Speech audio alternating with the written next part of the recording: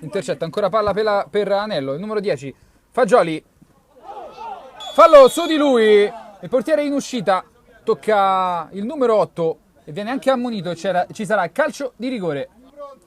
Proprio Fagioli che si è procurato anche il fallo, Fagioli con il destro, portiere spiazzato, il 15° gol di Fagioli, il capocannoniere del Code 272 che porta in vantaggio i suoi.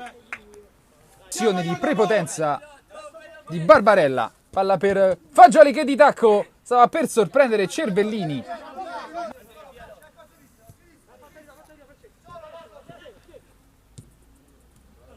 Centralmente Fagioli, destro di Fagioli, ancora Cervellini.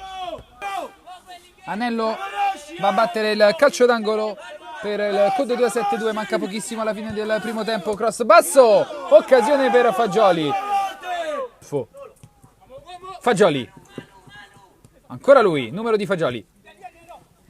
Anello, se ne va Anello, occasione per lui, Cervellini dice no.